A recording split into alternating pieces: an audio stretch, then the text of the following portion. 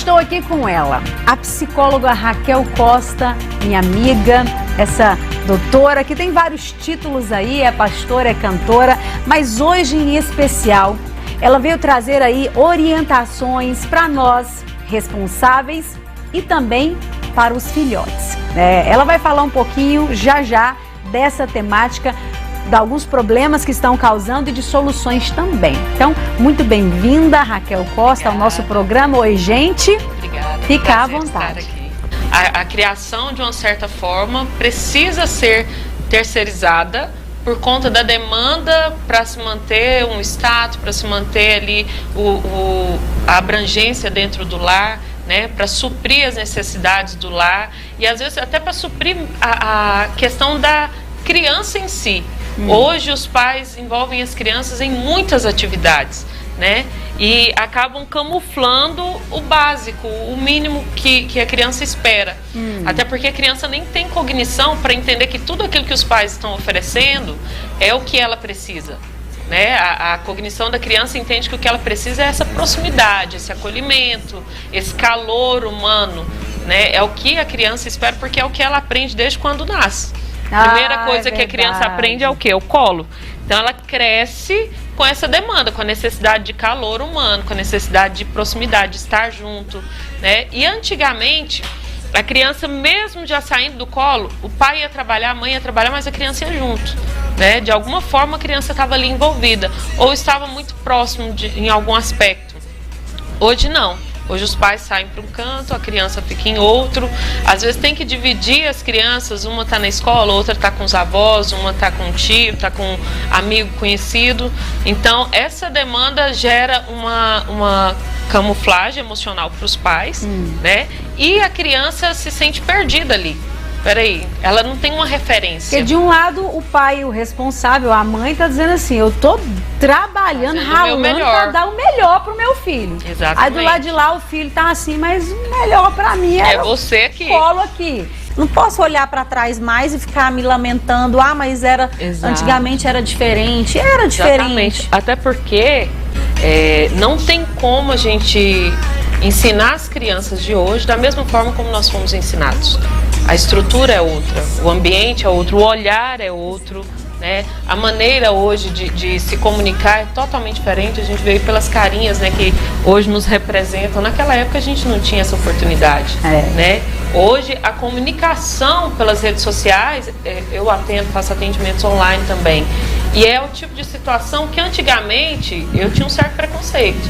Eu acreditava, poxa, eu não vou atingir o meu paciente da maneira que ele precisa, né? Porque a gente entendia que as redes sociais não tem esse calor, não tem essa demanda que o contexto humano tem, né? E hoje não, hoje as redes sociais chamam isso. Então, voltando na pergunta que você fez no início, né? Não tem como a gente esperar que a criança se desenvolva com o mesmo conteúdo que nós tivemos na infância. Mudou, né? Exato. E às vezes assim, nós fomos criados ainda com a maneira como os nossos pais foram criados.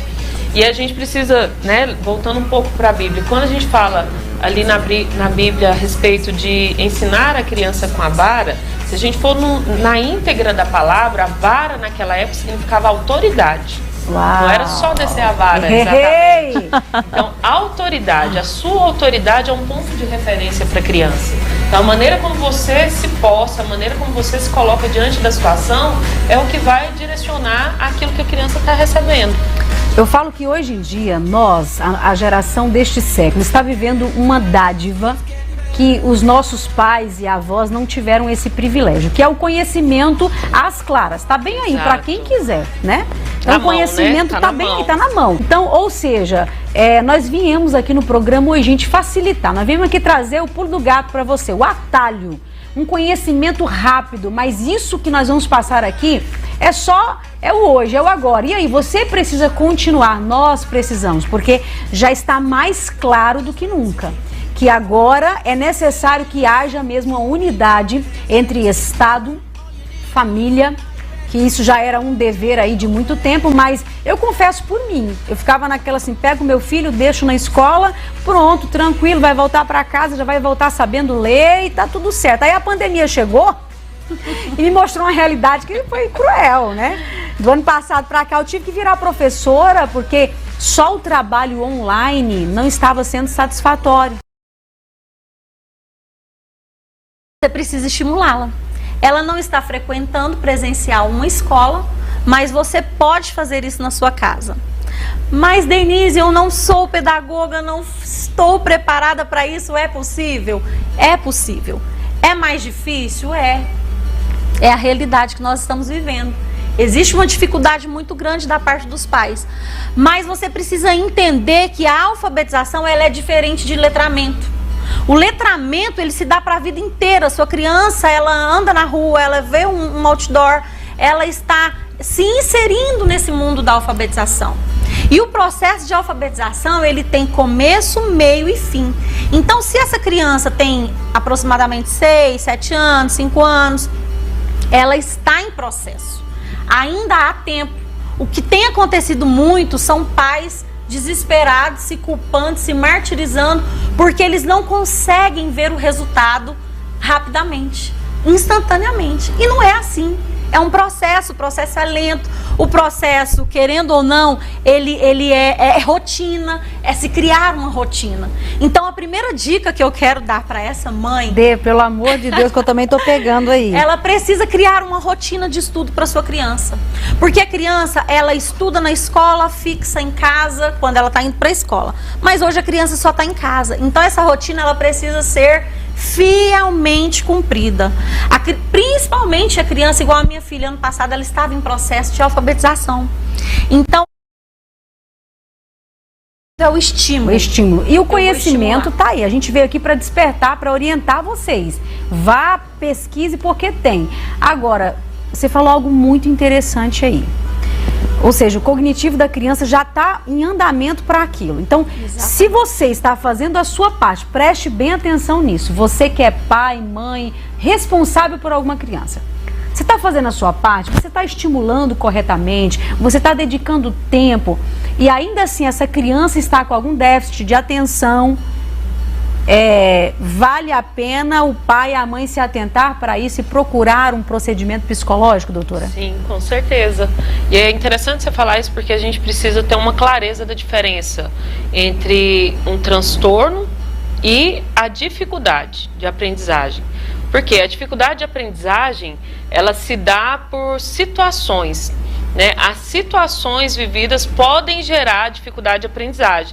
Não significa que a criança não aprenda, mas ela pode estar tendo sofrimentos emocionais, pode estar tendo pensamentos confusos, onde dificultam a aprendizagem.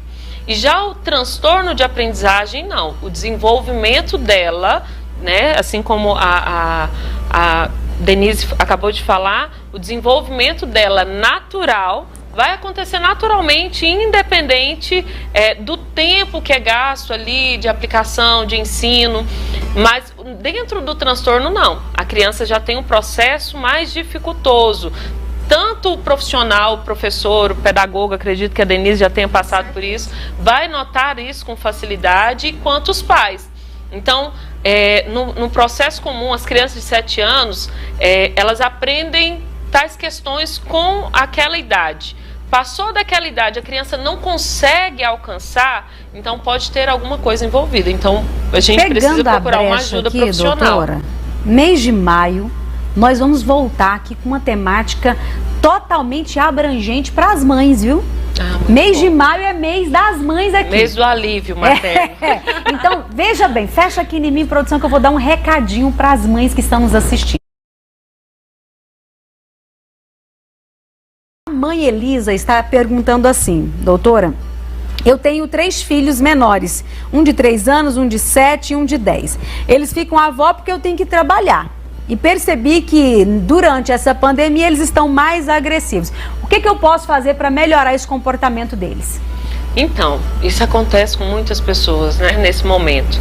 E entra aquele contexto que a gente iniciou aqui falando, que não tem como criar as crianças da maneira como nós fomos criados, porque o tempo de hoje não é o tempo de antigamente.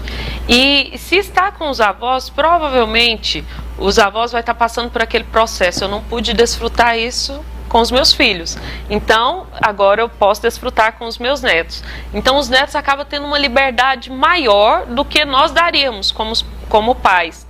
E o conselho que eu te dou é criar uma rotina que trabalhe as emoções dos seus filhos em casa. Porque as crianças estando com os avós, provavelmente eles estão livres para desbravar as emoções deles uns com os outros, né? E se tratando de 3 crianças, são 3 fases distintas, né? 3 idades distintas, então cada um está numa fase.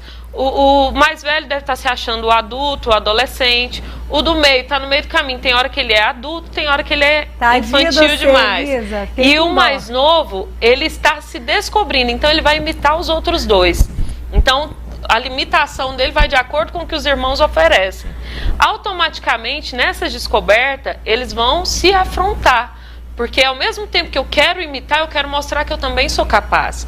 Então a melhor maneira de lidar com isso vou usar um pouco da pedagogia, licença, né? Como neuropedagoga, a gente entende que a criança precisa de alguns limites cognitivos para ela se compreender também. Então você pode trabalhar as emoções deles com recompensas.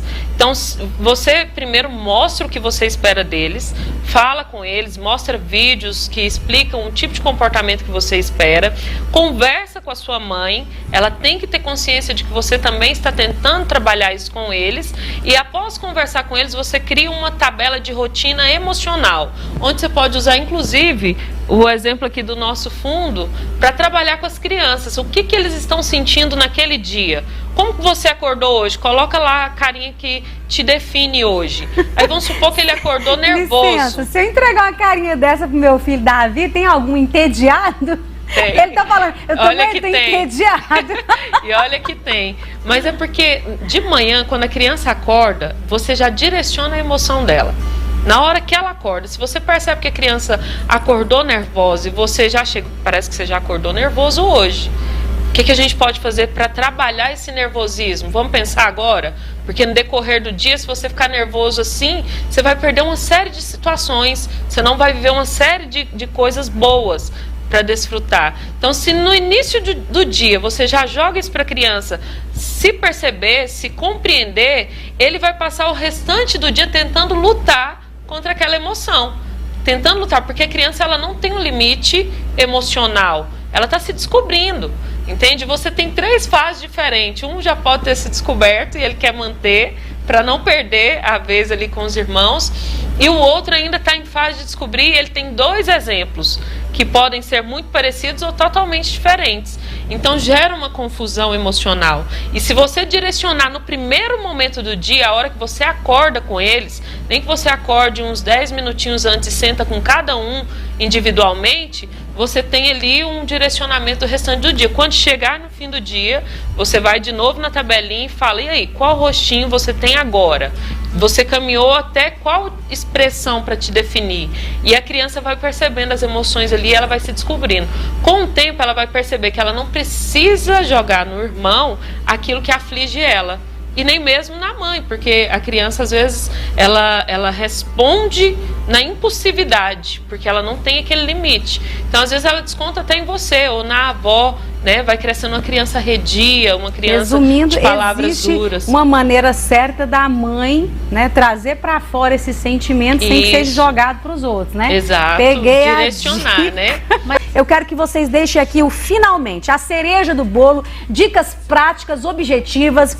Resume aí, cada um na sua área. Psicóloga, dá uma dica para a mãe e para o filho. Ajuda a gente, pelo amor de Deus. Então, primeira coisa, para quem está em aula online, diminuir os distratores dentro de casa, né? Deixar um ambiente reservado, onde a criança vai ter a consciência que aquele espaço é para estudo, que aquele espaço é separado para ele desenvolver ali a aprendizagem dele.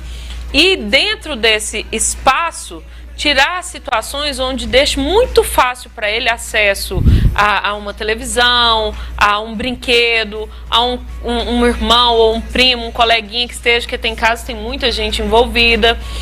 E para você que está na rede pública, não fique só naquilo que chega pelo WhatsApp. Eu conheço um pouquinho da rede pública aí, busque conhecimento para sua criança ali no YouTube também. Você encontra muita coisa. Eu gosto muito, eu trabalho também com crianças no meu consultório, e eu gosto muito de pedir os pais ali no início da alfabetização, colocar vídeos voltados para... Tem um canalzinho que chama Crianças Inteligentes, onde ajuda muito na alfabetização, envolve música, envolve cores, envolve tudo que a sua criança precisa para desenvolver as funções executivas e ali desencadear uma aprendizagem mais adequada, mais próxima do adequado para o desenvolvimento infantil. O fazer fazendo, deixa a criança fazer, deixa ela sujar com tinta, deixa ela... se descobrir. Se não quiser que ela se descobrir, se não quiser que ela vai lá pintar a parede, compra um quadro, faz um quadro para ela, arruma Olha, uma cartolina, dica boa que eu faço isso em casa, eu tenho uma parede que é de cerâmica. Então eu comprei canetas coloridas de quadro branco e meus meninos podem pintar à vontade ali. Depois a gente vem limpando junto e... Dura só coisa é quando eles querem pintar resumo, todas, né? Só concluir esse resumo, é muito importante conhecer a linguagem da criança. Saber como que a sua criança funciona. Porque nós temos a criança sinestésica, que é aquela que gosta de pegar. Nós temos a criança visual, a criança que é mais auditiva, né? Então, se você tiver uma clareza de como seu filho funciona, você pode direcionar o aprendizado dela a partir de como ele reage. Gente, nós vamos ter que voltar com elas aqui. Obrigada, doutora, por ser abençoada também através das suas experiências. Deus abençoe. Amém. E você, Raquel? Então, eu quero mandar um beijo pro meu esposo, né? Quero mandar um beijo para meus filhos Josué e Miguel, né? Que eu acredito também estão assistindo, eles estão com uma amiga. Quero mandar um beijo também para os meus pais, pastor Daniel Messias e pastor Aldaíris, e agradecer pela oportunidade, né, pela honra de estar aqui com pessoas ilustres, que Deus possa abençoar ainda mais esse programa. A gente agradece todas vocês.